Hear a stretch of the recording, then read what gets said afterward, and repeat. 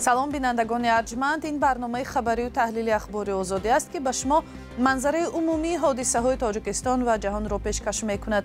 امروز سه‌شنبه 8 ایول است و موضوع اساسی برنامه امروزه از این قرار می باشد.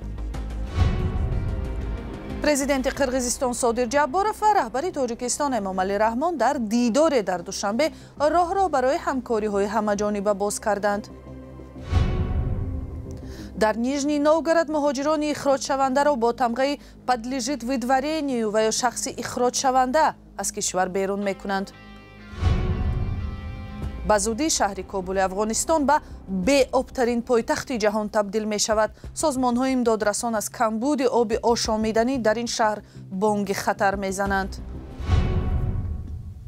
امروز در جریان سفر دولتی صادر جبارов رئیس جمهوری قرقیزستان به تاجیکستان بین دو طرف 13 سند همکاری به امضا رسید. یکی از این سندها سازشنامه میان تاجیکستان و قرقیزستان آید به تدبیرهای باوری نام دارد که تا 3-4 سال پیش بین دو طرف وجود نداشت. صادر جبارов و امامعلی رحمان از جمله گسترش همکاری ها در ساحه های سیاسی، تجارتی، اقتصادی و فرهنگی و گومانیتری را بررسی کردند. امروز اینچنین رهبران دو کشور امر دادند گذرگاه مرزی میان ناحیه لخش تاجیکستان و ولایت اوش قرقیزستان باز شود. تفصیلات در گزارش علیشیر ظریفی و امیر سایف.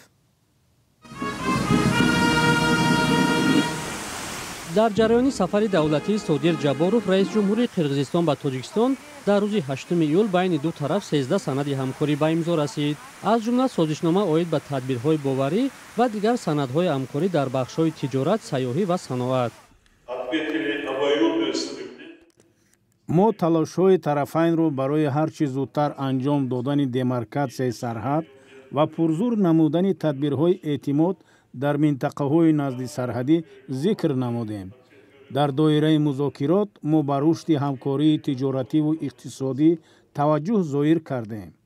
دایر به مسئله‌های افزایش گردش مال دو طرفه مبادله مفصل افکار انجام دادیم.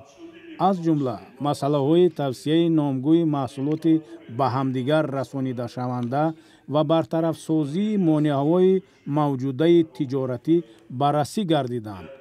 ما اهمیت رشد رابطه‌ها را در سطح منطقه‌ها به خصوص در ناحیه‌های نزد سرحدی ذکر کردیم.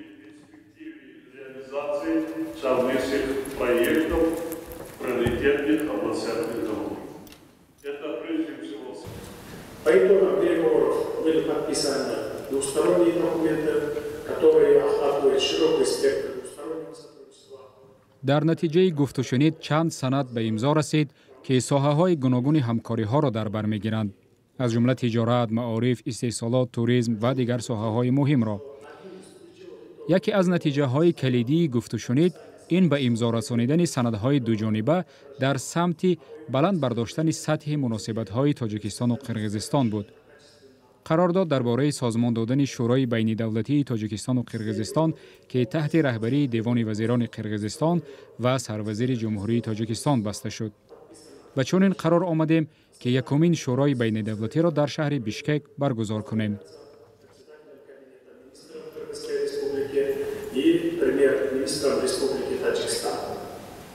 کارشناس قاسم بیگ محمد بر این باور است که ناباوری و شبهه بین دو کشور به تدریج رفع می شود. البته روابط و سفرهای عالی ترین سطح که سفرهای دولتی می باشند در ماه مارس از طرف رئیس جمهوری تاجیکستان و اینک از جانب رئیس جمهوری قرقیزستان انجام می شود نشان دهنده برقراری باور و اعتماد سیاسی میان رهبریت عالی دو کشور است. تاجیکستان و قرقیزستان 10 سالها باز نمی‌توانستند سرحد بین دو کشور را تعیین و علامتگذاری کنند. دو کشور در ظرف 4 سال گذشته دو بار با هم جنگیدند. مناقشه‌هایی که ویرانی زیاد بر جای گذاشت و صدها نفر را از دو طرف کشته و زخمی کرد. تقریباً 4 سال اخیر تمام گذرگاه‌های مرزی بین دو کشور همسایه بسته بود و تجارت بین دو کشور در یک سال به سختی به $10 میلیون می‌رسید. این نخستین سفر دولتی صادق جابورов پرزیدنت قرقیزستان به تاجیکستان بعد امضای سازشنامه تاریخی علامتگذاری مرز دولتی بین دو کشور می باشد. راه به سوی این سازشنامه طور در این گزارش هم شنیدید هموار نبود و در پی 10 ساله ها بحث و ناروشنی ها در مذاکره ها سالهای 2021 و 2022 در سرحد بین دو کشور مناقشه های پرخشونت رخ داده است که روابط سیاسی و هم مردمی این کشورها را به پایین ترین سطح آورد. در ساعت‌هایی که در دوشنبه صادق جابورов و امامعلی رحمان زیر چندین سازش همکاری امضا می‌گذاشتند، ما با امیل جورایف استاد دانشگاه آمریکایی در بیشکک صحبت کردیم که خودزاده ولایت سرحدی بادکنده قرقیزستان است و یکی از سوال‌های من این بود که تا کجا سفری رهبری دولت قرقیزستان به تاجیکستان را او در این شب و روز مهم می‌داند. به نظر من بسیار مهم است. همگی چند ماه پیش بین دو کشور سازشنامه مهم علامتگذاری مرز به امضا رسید. برای آنکه دو کشور توانند به طور همه‌جانبه رشد کنند، طرح‌های وابسته به ارتباطات منطقوی را در شمال و جنوب، شرق و غرب عملی کنند، این کشورها برای راه اندازی همکاری باید زبان مشترک داشته باشند. حالا این کشورها را می‌باید در تقویت همکاری اقتصادی بیشتر کار کنند، چون اعتراف باید کرد که سطح تجارت و داد و گرفت هم برای قرقیزستان و هم برای تاجیکستان غیر قناعت بخش است. تشکر. امیل جورایف سیاستشناس از قرقیزستان بود. شکل پرره این صحبت را از سامانه رادیوی آزادی دنبال کنید. در شهر نیژنی نوگردی روسیه خادمان پلیس مهاجرانی را که با قرار مقامات باید اخراج شوند مجبور میکنند به تن نیمتنه زردی را با تمغه подлежит выдворению بپوشند که از روسی چون شخصی اخراج شونده ترجمه می شود. مسکوفسکی کامسомолец در شبکه‌های اجتماعی نوشت رئیست وزارت کارهای داخلی در نیژنی نوگراد گفته است که چنین عمل آنها با مقصدی از گروه اخراج شونده ها ناگهان رد نشدن مهاجران کرده می شود، چون که به گفته آنها شمار فراری ها بیشتر می شود. این زمان نشید زن در پی صحبت با خود مهاجران اخراج شونده در فرودگاه نیژنی نوگراد نوشته است که برای آنها این یک تدبیر تحقیرآمیز و شرمنده‌وار است، چون که آنها خود را جنایتکار نمی حسابند و تنها برای یک مشکلی ناچیز دادگاه قرار اخراج آنها را صادر کرده است. حکومت ولایت نیژنی نوگراد گفت در دوام 6 ماه سال جاری از حدود این ولایت 518 خارجی برای ویران کردن قاعده بدوباش یا قانون شکنی اخراج شدند. در دوام 2 هفته ماه ایول 58 مهاجر غیر قانونی به ازبکستان، تاجیکستان، قرقیزستان، ارمنستان، بلاروس و ترکمنستان رانده شدند. متخصصان میگویند که شاید کابل در آینده به نخستین پایتخت در جهان تبدیل یابد که کاملا از آب محروم می شود. سبب این فلاکت احتمالی به قول متخصصان افزایش با سرعت اهالی، تغییرات اقلیم و مدیریت نادرست است. در 10 ساله گذشته سطح آبهای زیرزمینی پایتخت افغانستان تا 30 متر پایان رفته است و تقریبا نصف چاه‌های عمیق شهر و منبع اساسی آب آشامیدنی ساکنان خشک شدند. آمارهای اضطراب‌انگیز از یک تحقیق سازمان غیر حکومتی مرسی کورپس است که در افغانستان انجام دادند. همکارم طاهری سفر این گزارش را ورق زد و قبل از برنامه از اون نخست درباره جزئیات تحقیقات پرسیدم.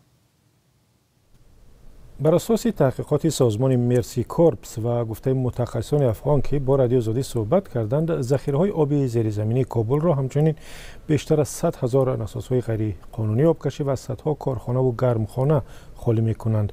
نجیب الله سعید، پژوهشگر منابع آب و تغییرات اقلیم و مقیم آلمان، میگوید که کابل در مساحت تقریبا 400 گیگتر گرمخانه دارد که سالانه حدود 4 میلیون متر مکعب آب مصرف می‌کنند. بیشتر از 500 کارخانه آب نوشاکی نیز در کابل فعالیت دارند و تنها یک شرکت مثل شرکت الاکوزای که بزرگترین شرکت نوشابه‌سازی در شهر است، هر سال حدود 1 میلیون متر مکعب آب زیرزمینی مصرف می‌کرده است. سازمان ملل هشدار داده است که اگر تدبیرهای فوری اندیشیده نشود، آبهای زیرزمینی کابل تا سال 2030 کاملا تمام شوند و موج بزرگ مهاجرت را به راه خواهد انداخت. قسمت‌های زیادی از کابل حالا کاملا بی آب ماندند و ساکنان تنها به مقدار محدودی آب قناعت می‌کنند که از ماشین‌های آبکشی می‌خرند. یک ساکن تیمانی محله نسبتاً ثروتمند کابل به رادیو آزادی گفت که 4 مزد ماهانش را برای خرید آب خرج می‌کند. مزد ماهانش تقریباً $300 بوده است و کمش $70 برای خرید آب خانواده 10 نفریش مصرف می شود. مصاحب رادیو آزادی افزود کسانی که زورشان به خرید آب نمی رسد چند کیلومتر دورتر رفته از محله هایی که نساس های عمومی دارند آب می آورند. حتی در هوای داغ تابستان در کابل هم بسیاری از بناهای استقامتی شهر هفته تنها 1 یا 2 مرتبه آب می گرفتند. سوال دیگر از همکارم این بود که آیا حکومت‌های پیشین برای اصلاح این وضع و بهتر کردن تامین مردم با آب پاک کارهای انجام دادند؟ حکومت پیشین و تحت حمایت غرب در افغانستان که سال 2021 سقوط کرد بر طبق گزارش بانک جهانی برای تعمیر و ترمیم شبکه‌های آبیاری بیش از $4 میلیارد کمک گرفته بوده است، ولی بسیاری از سیستم آبیاری کابل و دیگر مناطق کشور هنوز هم فرسوده و کهنه باقی ماندند. رادیو آزادی از مقامات طالبان خواست که مسئله را شرح دهند اما پاسخ نگرفت، ولی بسیاری از کارشناسان افغان برای نظرند که اگر چاره‌های قطعی و زودتر اندیشیده شود ممکن است که پیش روی خشکی و کم‌آبی در شهر کابل را بگیرند. در سالهای اخیر استفاده از آبهای زیرزمینی بیشتر بوده، یک فشار روی منابع زیرزمینی وارد میکنه و به این اساس هم سطح آبها هم پایین میفته. پلان‌های قبلا هم موجود بود، یک چیز کارهای دیگه آخر هم صورت گرفته که روی آبهای سطحی سرمایه گذاری شده در داخل و اطراف کابل. ایجاد بندهای آبی مهم است که ایجاد شود و مصرف شهروندان چی با مقصد آشامیدن باشه و یا هم به خاطر فعالیت‌های صنعتی از آب ما میتونیم که منبع آب را ما صرف از آب‌های زیرزمینی تامین نکنیم و روی آب‌های سطحی در افغانستان یا در کابل عموم سرمایه گذاری صورت بگیرد.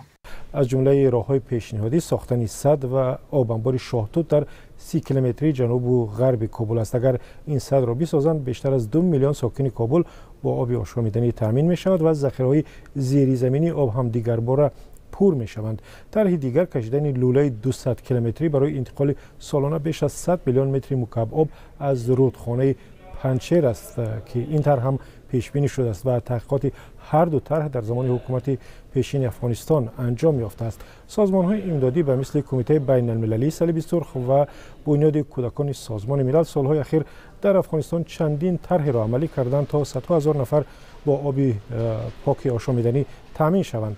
با گفته کمیته بین المللی صلیب سرخ سال 2024 همین سازمان 1300 نساس دستی و بیشتر از 1800 فیلتر در ولایت‌های افغانستان نصب کرده است تا مردم آب آلوده استفاده نبرند.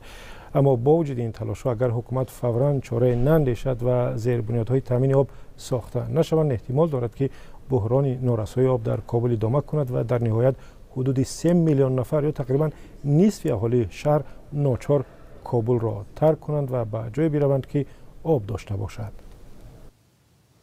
تشکر. همکارم طاهر سفر بود با خلاصه های گزارش درباره تحقیق اضطراب‌انگیز دانشمندان از اینکه شهر کابل افغانستان میتواند تماما به آب ماند. در یک پایگاه نظامی امریکا دوام 2 هفته نظامیان کشورهای آسیای مرکزی و جنوبی مشق‌های مشترک برپا کردند. رزمایش‌ها با حربیان آمریکایی در پایگاه بیس کیپ کوت جریان گرفت که در منطقه ماساچوست و رود آیلند آمریکا واقع میباشد. فرماندهی مرکزی ایالات متحده آمریکا در یک خبرنامه تصویری گفته است که 250 نظامی از قزاقستان، قرقیزستان، پاکستان، تاجیکستان، ترکمنستان، ازبکستان، مغولستان و ایالات متحده آمریکا و ناظران از ارمنستان، بریتانیا و گرجستان روزهای 16 تا 27 میلیون در پایگاه حربی آمریکا مشق‌های با نام همکاری‌های منطقه‌ای 25 را برپا نمودند. میزبان این رزمایش گارد ارتش ملی ماساچوست بوده. دوام 14 روز بزرگترین مشق‌های مشترک نظامی را تحت ریاست فرماندهی مرکزی ایالات متحده آمریکا با اشتراک شریکان از آسیای مرکزی و جنوبی برپا نمودند. برنامه امروزه در همینجا به انجام میرسد. تشکر که با ما بودید. خدا نگهبان.